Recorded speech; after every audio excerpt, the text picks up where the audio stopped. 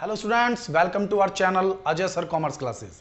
और आज मैं आपके लिए लेकर आ रहा हूं कॉस्ट अकाउंटिंग, एक स्पेसिफिक बुक और उसके अंदर एक स्पेसिफिक टॉपिक मटेरियल। अब ये मटेरियल है क्या और कॉस्ट अकाउंट में इसका रोल क्या है? किसी भी प्रोडक्ट को प्रोड्यूस करने में जो मेन इंपॉर्टेंट कंसेप्ट होता है वो होता है मटेरियल। आप कोई भी प्रोडक्ट डेवलप करेंगे तो उसकी कॉस्ट निकालने में हमारे को जो यूज होते हैं चीजें वो तीन है। क्या है भाई? मटेरियल या फिर लेबर या फिर ओवरहेड्स। केवल तीन चीजों को जोड़कर हमारे किसी भी प्रोडक्ट की कॉस्ट को कैलकुलेट किया जाता है। ठीक है, तो हम आज डिस्कस कर रहे हैं स्पेशली मटेरियल। तो बेसिकली मटेरियल क्या है?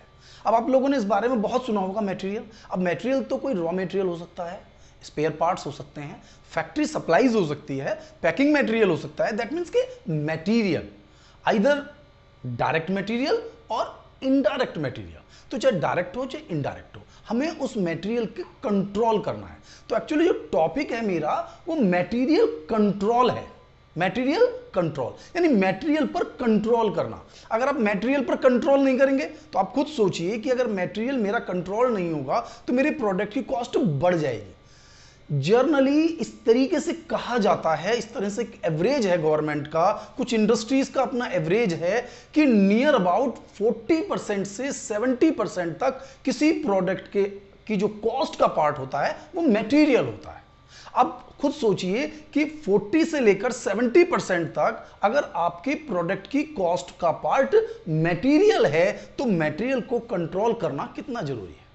अब ये तो मैंने एक जर्नल बताया। अगर आप देखें तो डिफरेंट इंडस्ट्री जिनमें कॉस्ट अकाउंट का रोल होता है, जैसे स्टील इंडस्ट्री है, उसके अंदर 40 से 45% तक कॉस्टिंग यूज होती है, यानी कि मटेरियल यूज होगा।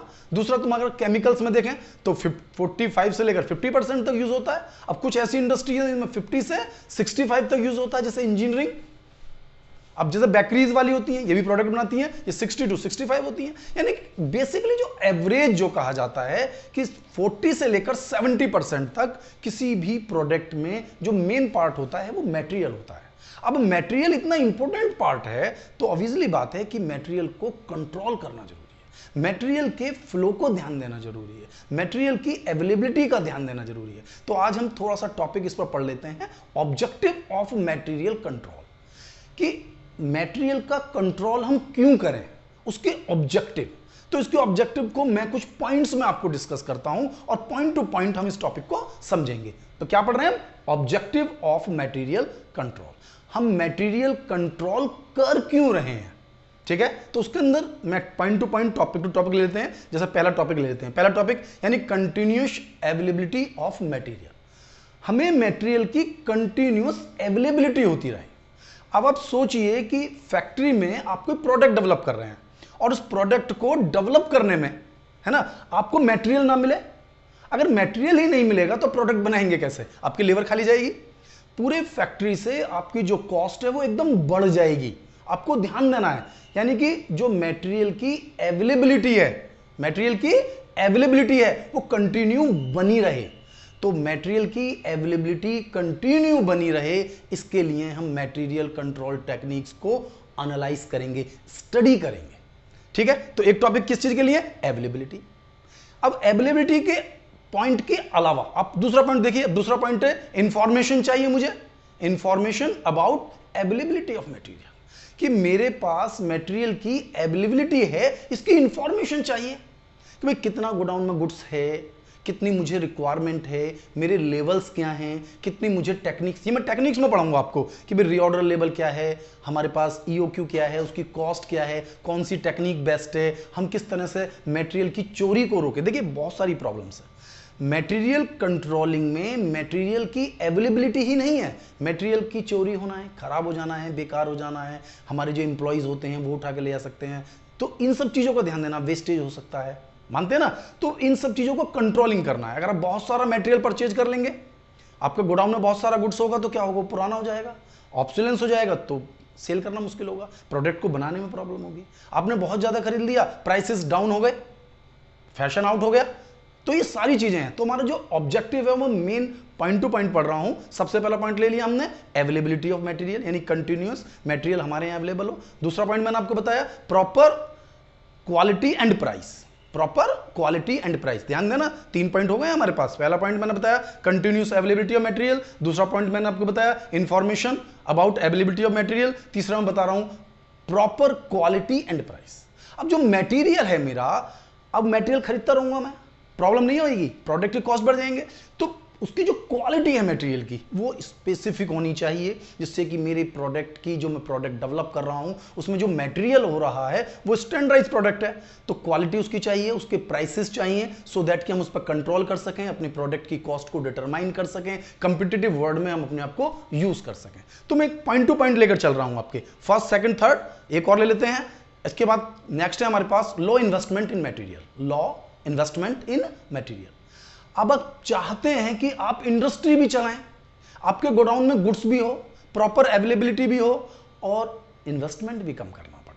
ये तो आप जानते होंगे कि भाई अगर आपको एक बड़ी इंडस्ट्री चलानी है तो उसके लिए आपको रॉ मटेरियल्स के गोडाउन चाहिए, बहुत सारा रॉ मटेरियल चाहिए और उसके लिए आपको बहुत ज्यादा इन्वेस्टमेंट करना पड़ेगा। अब आप चाहते हैं कि मटेरियल पर कंट्रोल करें और बहुत ज्यादा स्टॉक भी हम ना रखें, बहुत ज्यादा स्टॉक भी हम ना रखें, तो उसके लिए जरूरी क्या होता है, कंट्रोलिंग टेक्निक का यूज कीजिए। कंट्रोलिंग टेक्निक का यूज करेंगे तो आपको ज्यादा इन्वेस्टमेंट नहीं करना पड़ेगा। ठीक है, wastage, avoidance of material wastage, material कम से कम वेस्ट हो, मटेरियल का वेस्टेज ना हो। जो मैंने अभी थोड़ी देर पहले आपको बताया था कि भाई चोरी हो जाना, बेकार हो जाना, स्पॉइलेज हो जाना, तो इन सब चीजों को बचाने के लिए हमें मटेरियल कंट्रोल टेक्निक्स को समझना होगा। तो इसलिए हम जो एक्सप्लेन कर रहे हैं आपको ऑब्जेक्टिव बता रहे हैं कि हमारा पर्पस क्या है, हमारा उद्देश्य क्या है, हम क्यों पढ़ रहे हैं, हम मटेरियल के चैप्टर को क्यों पढ़ रहे हैं। कॉस्ट अकाउंटिंग को हमने पढ़ा, अब हम पढ़ रहे हैं मटेरियल कि मटेरियल का ऑब्जेक्टिव की कंट्रोल क्यों करें।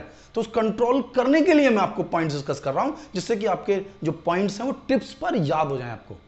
ठीक है, तो हिंदी इंग्लिश की कोई प्रॉब्लम नहीं होनी चाहिए हम लोगों को। हम पढ़ते हैं प्रॉपर यूज ऑफ मटेरियल। अब जो हमारा गुड्स है वो प्रॉपर यूज हो, यूज का मतलब है ऐसा ना हो कि कुछ गुड्स यूज हो रहा है, कुछ गुड्स यूज नहीं हो रहा है। आगे मैं टेक्निक्स में आपको बताऊंगा, डिफरेंट टेक्निक्स हैं कि हम अपने गुड्स का यूज कर पाए, लीफो फीफो एवरेज, ये डिफरेंट टेक्निक्स हैं जिनका हम यूज करेंगे टेक्निक्स ऑफ मटेरियल कंट्रोल में, वो मैं आगे आपको डिस्कस करूंगा। एक होता है efficient system of storage, efficient system of storage, यानी कि आपके पास स्टोरेज का एक प्रॉपर सिस्टम हो। अब आप देखिए, अगर आपके पास गोडाउन में गुड्स कहीं भी रखा है तो मुश्किल हो जाएगी।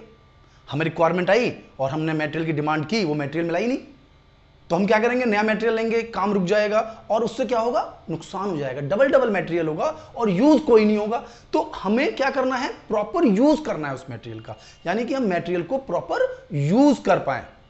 ठीक है, तो जो हमारे पास एक ऐसा सिस्टम हम यूज करें स्टोरेज का, क्या करें, एक स्टोरेज सिस्टम ऐसा यूज करें, यानी एफिशिएंट सिस्टम यूज करें स्टोरेज का, कि हमारे पास जो गुड्स है वो प्रॉपर तरीके से रहे, हम प्रॉपर तरीके से उसे मैनेज कर पाएं, कोई वेस्टेज ना हो, स्पॉइलेज ना हो, ऑब्सोलेंस ना हो। ठीक है, बहुत सारी प्रॉब्लम्स होती हैं। अगर आप गोडाउन में मटेरियल लगाते हैं तो प्रॉब्लम नहीं है, नया गुड्स आगे लग गया, पुराना गुड्स पीछे रह गया, अब सप्लाई हुई तो आपने आगे से गुड्स को निकाल इशू कर दिया, दैट मीन्स आपको प्रॉब्लम होगी।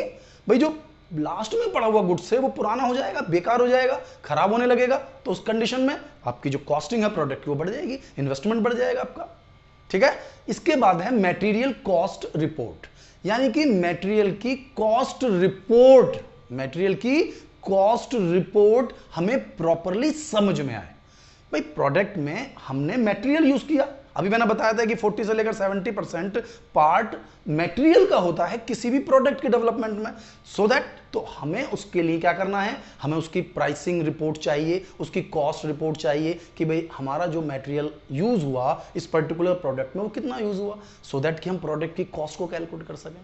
भाई किसी भी प्रोडक्ट के प्राइस जब हम मार्केट में इशू करेंगे तो किस पर बेस करेंगे, मटेरियल पर, लेबर पर, ओवरहेड्स पर, क्योंकि 3 चीजें यूज होती हैं। तो जब तक हम मटेरियल का प्रॉपर यूज नहीं कर पाएंगे तो उसके जो ऑब्जेक्टिव को हम नहीं समझ पाएंगे कि हम इस टॉपिक को क्यों पढ़ रहे हैं। भाई टॉपिक को जब तक हम ये नहीं समझ रहे कि हमने टॉपिक क्यों पढ़ रहे हैं कि मटेरियल कंट्रोल, तो जब तक हम मटेरियल कंट्रोल के कंसेप्ट को समझेंगे, इसके बाद हम अपना डिस्कस करते हैं नई चीजें, टेक्निक्स। क्या पढ़ेंगे हम, टेक्निक्स। क्या है ये टेक्निक्स, यानी कि हमारा टॉपिक है मटेरियल कंट्रोल एंड टेक्निक्स। अब किस तरीके से आप मटेरियल को कंट्रोल करेंगे, अब उसके लिए हमारे पास डिफरेंट टेक्निक्स हैं और हम इनको वन बाय वन पढ़ेंगे। तो मैं पहले एक बार आपको डिटेल में बता देता हूं एंड देन हम इसे वन बाय वन पढ़ेंगे। तो इसमें सबसे बेस्ट टेक्निक जो मटेरियल कंट्रोल में यूज होती है वो है EOQ, economic order quantity. Hindi में हम इसको कहते हैं मितव्ययी आदेश मात्रा, यानी कि वो क्वांटिटी जिसे हम ऑर्डर करेंगे एक बार में हम जितनी क्वांटिटी ऑर्डर करेंगे जिसमें हमारी कॉस्ट कम से कम आए, तो उसे हम कहते हैं EOQ टेक्निक। ठीक है, तो डिफरेंट तो पहले कौन सी पढ़ी हमने? EOQ। दूसरा है स्टॉक लेवल, हमारे गोडाउन्स में कितने स्टॉक्स होने चाहिए। अब स्टॉक कितने होने चाहिए भाई? एक तो होता है रीऑर्डर पॉइंट, एक होता है एवरेज स्टॉक, एक होता है मिनिमम स्टॉक, एक होता है एवरेज स्टॉक, मिनिमम स्टॉक। ये सब स्टॉक्स क्या हैं? ये लेवल हैं जिसके थ्रू हम अरेंज कर पाएंगे कि हमारे पास कम से कम कितना स्टॉक हो, मैक्सिमम कितना स्टॉक हो, एवरेजन कितना स्टॉक हो। इनको हम वन बाय वन पूरा तरह डिस्कस करेंगे, क्योंकि ये पूरा का पूरी टेक्निक्स हमारे यहां न्यूमेरिकल्स में सिलेबस में है। तो हमने क्या पढ़ा? एक EOQ, फिर स्टॉक लेवल। EOQ में हम टोटल कॉस्ट भी पढ़ेंगे उससे, जिससे कि हमारी प्रोडक्ट की कॉस्ट कम से कम आए। एक होता है just in time purchasing inventory system. ये केवल थियोरेटिकली यूज होता है भाई, जैसे रिक्वायरमेंट वैसा परचेज कर रहे हैं, तो ये केवल थियोरेटिकली कंसेप्ट में हम इसको डिस्कस करेंगे। इसके बाद है मेरे पास perpetual inventory system. Perpetual inventory system यानी कि आप निरंतर गुड्स को खरीदते रहिए। तो इसकी भी टेक्निक्स हैं, एक दो न्यूमेरिकल्स हैं हमारे पास, हम इसको भी आगे न्यूमेरिकल पॉइंट्स पर डिस्कस करेंगे, क्योंकि आज मेरा जो कंसेप्ट है उसमें मैं आपको इसके ऑब्जेक्टिव और जो टेक्निक्स इस पूरे चैप्टर में हम पढ़ने वाले हैं हम उनको डिस्कस कर रहे हैं। तो कौन कौन सी पढ़ी हमने? EOQ पढ़ ली, स्टॉक लेवल पढ़ लिया, just in time purchasing inventory system हमने पढ़ लिया परपेचुअल इन्वेंट्री सिस्टम। इसके बाद हम पढ़ लेंगे ABC plan of inventory control, always best control techniques. इसमें हम टेक्निक्स पढ़ेंगे, मटेरियल को डिफरेंट पार्ट में बांटेंगे। जनरली ABC 3 कैटेगरीज होती हैं जिसको हम डिस्कस करेंगे इन फ्यूचर में। इसके बाद हमारे पास एक और टेक्निक होती है VED। V यानी वाइटल, इसकी फुल फॉर्म भी यही है, वाइटल, एसेंशियल एंड डिजायरेबल। यानी गुड्स को हम 3 कैटेगरीज में बांट देंगे। ठीक है, तो ज्यादा डिस्कशन हम इस टॉपिक पर नहीं करेंगे, पॉइंट टू पॉइंट डिस्कस करेंगे, सो दैट कि हम इस चैप्टर को पूरी तरह से एनालाइज कर पाए। एक और है हमारे पास FSND टेक्निक। तो ये FSND क्या है? देखिए, F से होता है फर्स्ट, ठीक है ना, फर्स्ट भी है, फास्ट भी हम कहते हैं कि भाई जो फास्ट वे में चल रहा है उसको हम ले लीजिए। कुछ लोग कहते हैं फर्स्ट है, लेकिन ये जनरली फास्ट में इस वर्ड को यूज करते हैं। तो S का मतलब हो गया स्लो, फास्ट स्लो, FSND बताया ना, तो फास्ट हो गया, स्लो हो गया, N फॉर नॉर्मल और D फॉर डेड, डॉर्मेंट। यानी कि गोडाउन में कुछ स्टॉक ऐसा होता है जिसका यूज ही नहीं होता, अब उस स्टॉक पर हमारी कंट्रोलिंग और ज्यादा बढ़ जाती है, क्योंकि अगर हमने ऐसा स्टॉक अपने गोडाउन में लगा दिया है तो ये हमें नियर फ्यूचर में बहुत ज्यादा प्रॉब्लम करने वाला है, बहुत ज्यादा प्रॉब्लम हमारे लिए करने वाला है, क्योंकि उस गुड्स का कोई यूज तो होना नहीं है, कभी कभी यूज होता है और आप उसको बहुत सारा गुड्स लगा देंगे तो इमरजेंसी में, रिक्वायरमेंट में वो हमें मिलेगा नहीं, क्योंकि वो पीछे हो जाएगा। तो इन सब टेक्निक्स का यूज करेंगे सो दैट कि हम ज्यादा से ज्यादा पढ़ पाए। तो जनरली हमने सभी टेक्निक्स का यूज कर लिया है, एक और यूज कर सकते हैं, उसमें होता है मटेरियल टर्नओवर। इसमें टर्नओवर निकालेंगे, जैसे जनरली अगर आपने टॉपिक पढ़ा हो रेशियो एनालिसिस होता है ना टॉपिक, इसी तरह से मटेरियल के टर्नओवर हम निकालेंगे। तो डिफरेंट फार्मूलाज हम यूज करेंगे डिफरेंट टेक्निक्स में। और आज हम सबसे पहले स्टार्ट कर रहे हैं अपने यहां EOQ टेक्निक। मोस्ट इंपॉर्टेंट है, सबसे ज्यादा यूजफुल है, क्योंकि मैंने आपसे कहा EOQ टेक्निक से कम कॉस्ट किसी भी सिस्टम में नहीं आती, इसलिए सबसे ज्यादा जो यूज होता है वो EOQ का होता है। यूज होने के साथ साथ एग्जाम में इस टॉपिक से रिलेटेड जो सबसे ज्यादा इंपॉर्टेंट है, सबसे ज्यादा स्कोरिंग है, वो भी EOQ टेक्निक ही है, इकोनॉमिक ऑर्डर क्वांटिटी। ठीक है, इकोनॉमिक ऑर्डर क्वांटिटी। तो हम डिस्कस करते हैं इकोनॉमिक ऑर्डर क्वांटिटी पर, स्टार्ट करते हैं टॉपिक इकोनॉमिक ऑर्डर क्वांटिटी। ठीक है बेटा, तो इकोनॉमिक ऑर्डर क्वांटिटी EOQ अभी क्या है इसको हम पढ़ेंगे।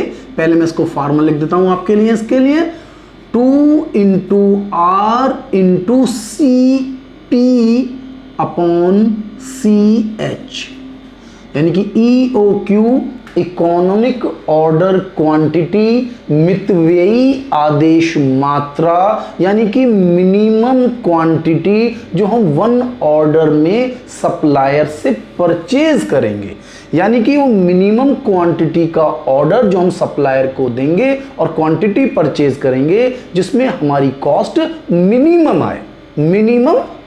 तो इसके लिए हमारा ये फार्मूला है 2 into R into C P upon C H. अब इसमें आर है क्या? आर है एनुअल रिक्वायरमेंट। एनुअल रिक्वायरमेंट मतलब पूरे एक साल में इस रॉ मटेरियल की कितनी क्वांटिटी हमारी यूज होंगी, तो उसे हम कहते हैं एनुअल रिक्वायरमेंट। यानी कितनी क्वांटिटी हम पूरे साल में टोटल परचेज करेंगे। 2 तो आपको क्लियर होगा ही होगा। इसके बाद है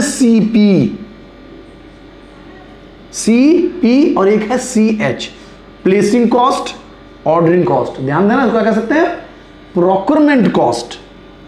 क्या कह सकते हैं इसको हम? प्रोक्योरमेंट कॉस्ट, या इसको हम कह सकते हैं ऑर्डरिंग कॉस्ट। क्या कहते हैं बच्चा? Ordering cost, procurement cost, ordering cost. कुछ लोग इसको सेटअप कॉस्ट भी कहते हैं। क्या कहते हैं? Setup cost. अब इसमें मैंने इसको हटा दीजिए, कॉमा लगा दीजिए। प्रोक्योरमेंट कॉस्ट और लगाइए बेटा, है ना, ऑर्डरिंग कॉस्ट और सेटअप कॉस्ट। क्लियर हो गया हमारे तीनों। अब ये है क्या और कैसे कैलकुलेट होगा? सीपी यानी कि अगर हम एक बार ऑर्डर करें तो उस ऑर्डर को डेवलप करने में, उस ऑर्डर को मेंटेन करने में, यानी सप्लायर को सर्च करने में, उस ऑर्डर क्वांटिटी को डेवलप करने में, ठीक है, जो सारा जो वर्किंग है वो हमारा सीपी है, यानी कि ऑर्डरिंग कॉस्ट पर ऑर्डर। ध्यान से रखना है, पर ऑर्डर। प्रोक्योरमेंट कॉस्ट या ऑर्डरिंग कॉस्ट या सेटअप कॉस्ट पर ऑर्डर, यानी कि एक ऑर्डर देने पर हमें कितना खर्चा बियर करना होगा। और एक होती है मेरी CH, मोस्ट इंपॉर्टेंट होती है, इसको हम कहते हैं होल्डिंग कॉस्ट। क्या नाम यूज करते हैं बच्चा? होल्डिंग कॉस्ट या कैरिंग कॉस्ट। होल्डिंग कॉस्ट या हम इसको कह सकते हैं कैरिंग कॉस्ट। अब ध्यान से रखना है, पर यूनिट, पर ईयर, जो ध्यान देना है आपको वो क्या है? पर यूनिट और पर ईयर। यानी कि किसी, पहले तो देख समझिए कि होल्डिंग कॉस्ट है क्या। किसी भी गुड्स को खरीद कर लाई, उसे रखा गोडाउन में, वो खराब हो रहा है, स्पॉइलेज हो रहा है, डिस्ट्रॉयड हो रहा है, उसका इंश्योरेंस है, उसका रेंट है गोडाउन का, ये सभी चीज़ें हमारे पास CH का पार्ट है। यानी गोडाउन में गुड्स को लाना, यानी कि गुड्स लेकर आ रहे हैं तो कैरिंग कॉस्ट, उस गुड्स को रखना यानी होल्डिंग कॉस्ट, उसमें इंश्योरेंस है, स्पॉइलेज है, वेस्टेज है, सब चीज़ें, हम सब चीज़ों को इंक्लूड करते हैं कैरिंग कॉस्ट में। तो उसका इफेक्ट एवरेजन पूरे गोडाउन में रखे हुए गुड्स को हम डिवाइड करके कैलकुलेट करेंगे कि पर यूनिट, यानी कि एक यूनिट को गोडाउन में यानी कि रखने पर कितना खर्चा करना होगा। यानी कि होल्डिंग कॉस्ट और carrying cost per unit per year. तो ये हो गया R, ये हो गया CP, ये हो गया CH, और इन सब की मल्टीप्लाई और डिवाइड से निकलता है मेरा इकोनॉमिक ऑर्डर क्वांटिटी। मैं इसको लिख भी देता हूं आपके लिए, इकोनॉमिक ऑर्डर क्वांटिटी। ठीक है, तो ये मोस्ट इंपॉर्टेंट कंसेप्ट है और ये जनरली डिस्कस होता है एग्जाम्स में। अब इस EOQ के थ्रू हम निकालते हैं कॉस्ट। क्या निकालते हैं? Cost, total cost. अब इस टोटल कॉस्ट में हमें 3 चीजें चाहिए। क्या चाहिए? 3 चीजें। Total cost, total inventory cost. तो टोटल इन्वेंट्री कॉस्ट में हमारे पास तीन चीजें हैं। एक तो है material purchase cost, material purchase cost. एक है इसके अंदर total ordering cost, total ordering cost, और एक है इसके अंदर प्लस कर देंगे हम, plus total holding cost, total holding cost. अब क्या क्या फार्मूला है भाई? मटेरियल परचेज कॉस्ट है क्या? यानी कि पूरे ईयर में हम जितनी भी यूनिट परचेज करेंगे, यानी कि रिक्वायरमेंट, ठीक है, उसमें जो यूनिट खरीद रहे हैं उसका प्राइस, यानी कि जितनी यूनिट खरीदी उसमें प्राइस की मल्टीप्लाई करी, तो टोटल परचेज जो सप्लायर को मैंने पैसे पे किए, आर इंटू पी। दूसरा, अब इन ऑर्डर्स को मुझे रखना है, टोटल ऑर्डरिंग कॉस्ट। तो टोटल ऑर्डरिंग कॉस्ट क्या है भाई? मैंने कहा ना कि ऑर्डर हमने दिया है तो इस ऑर्डर पे क्या कॉस्ट है, यानी कि इसका फार्मूला होता है जो R upon E O Q, economic order quantity into CP. CP तो समझ में आ रहा होगा हमें, सीपी यानी प्रोक्योरमेंट कॉस्ट पर ऑर्डर या ऑर्डरिंग कॉस्ट पर ऑर्डर। तो आर यानी कि 1 ईयर की requirement divided by EOQ, economic order quantity, into CP, तो that's calculate total ordering cost. एक हो गया मेरे पास material purchase cost, R into P, और तीसरा है टोटल होल्डिंग कॉस्ट। तो टोटल होल्डिंग कॉस्ट क्या होता है मेरे पास? Average EOQ divide by 2 into C H. अब कोई भी टर्म नया यूज नहीं हुआ है, यही टर्म्स यूज हो रहे हैं जो हमने स्टार्टिंग में यूज किए। EOQ divided by 2 into C H, C H same है।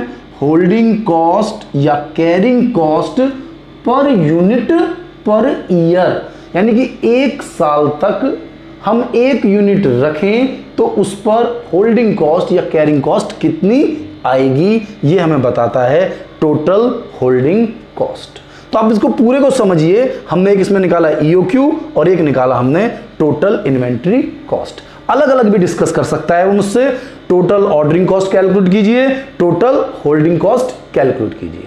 अब मैं आपको एक खास बात बताता हूं कि अगर हम ईओक्यू का यूज करते हैं, ईओक्यू का यूज करते हैं और टोटल कॉस्ट कैलकुलेट कर रहे हैं, टोटल कॉस्ट कैलकुलेट कर रहे हैं, तो total ordering cost is equal to total holding cost. Total ordering cost is equal to total holding cost, यानी कि total ordering cost is equal to total holding cost. ये आपको ध्यान में रखना है कि अगर मैं कहता हूं कि ये कॉस्ट 5000 आई है मेरी, तो ये कॉस्ट भी 5000 ही आनी है अगर हम ईओक्यू का यूज कर रहे हैं। देखिए क्वांटिटी डिस्काउंट हो सकता है कि मैंने ईओक्यू निकाला तो मेरी ईओक्यू के अकॉर्डिंग इकोनॉमिक ऑर्डर क्वांटिटी ये आ रही है, लेकिन स्पेसिफिक ऑर्डर देने पर क्वांटिटी डिस्काउंट हमें मिल सकता है। क्या मिल सकता है? Quantity discount. यदि हम ईओक्यू से ज्यादा क्वांटिटी का ऑर्डर करें, एक साथ खरीदें, तो ऑर्डर मिल सकता है। तो हमें क्वांटिटी डिस्काउंट मिलने पर ये दोनों कॉस्ट अलग अलग हो सकती हैं। और ऐसा भी हो सकता है कि हमने कहा ईओक्यू इकोनॉमिक ऑर्डर क्वांटिटी के थ्रू जो ऑर्डर दिया जा रहा है उससे हमारी कॉस्ट मिनिमम है, लेकिन क्वांटिटी डिस्काउंट अगर ज्यादा है, जरूरी नहीं है कि डिस्काउंट होने से ईओक्यू फेल हो जाता है, लेकिन अगर डिस्काउंट हमें ज्यादा मिल रहा है तो ऐसा हो सकता है कि जो ऑर्डर है वो हम ज्यादा क्वांटिटी का दे सकते हैं, क्योंकि हमारी जो कॉस्ट ईओक्यू से कम आएगी यदि डिस्काउंट ज्यादा है। तो ये आपको ध्यान देना है। तो ये मैंने आपको निकाल दिया। एक चीज और हो सकती है, वो हमें क्वेश्चन में डिस्टर्ब कर सकता है, हमें क्वेश्चन में फंसा सकता है, इसलिए मैं एक चीज और इन्वॉल्व कर रहा हूं, वो ये कि total ordering cost, total ordering cost plus total holding cost, total holding cost, यानी कि इन दोनों का कंबाइंड एक फार्मूला और होता है मेरे पास, 2 into R into CP into CH, 2 into R into CP into CH, 2 into R into CP into CH का अंडर रूट आप ले लीजिए तो आपका निकल जाता है total ordering cost plus total holding cost का सम टोटल। यानी कि कैलकुलेशंस वो हमें डिफरेंट वे में करा सकता है, इसलिए मैंने आपको इसका पूरा EOQ की टेक्निक को पूरी तरह से मेंशन कर दिया है। और अब हम अपनी नेक्स्ट वीडियो में EOQ और TIC और इस पर क्वांटिटी डिस्काउंट पर न्यूमेरिकल सॉल्व करेंगे और देखेंगे कि किस किस तरीके से पूरा का पूरा चैप्टर यानी कि पूरी टेक्निक्स सॉल्व होती हैं। ठीक है, तो आपको मेरी वीडियो कैसी लगी? मेरी वीडियो को लाइक करें, चैनल को सब्सक्राइब करें और मेन जरूरी है यदि आपने अभी तक बेल आइकॉन प्रेस नहीं किया है तो बेल आइकॉन को प्रेस करें जिससे कि मेरी नई वीडियो आपको लगातार मिलती रहें। थैंक यू, मिलता हूं नेक्स्ट वीडियो में।